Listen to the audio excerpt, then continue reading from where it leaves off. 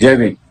कार्यकर्त्यांच्या वतीने आपण 14 एप्रिल बाबासाहेबांची जयंती कशी साजरी करावी याच्याबद्दल विचारणा केल्या जाते.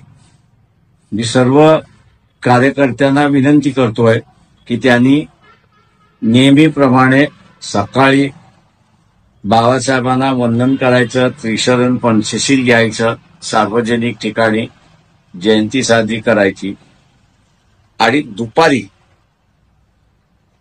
गावातल्या सर्व धर्माचे समाजाच्या लोकांना एकत्र बोलून गाव जेवण घालायचं. संस्थेच्या वतीने किंवा इतर कोणाच्या वतीने ते आपण द्यावं अशी विनंती आहे. समूह बदललेला आहे, बाबासाहेबांना मानणारा वर्ग सुद्धा बदललेला आहे, त्याला आपण सगळ्यांनी स्वीकारलेला आहे.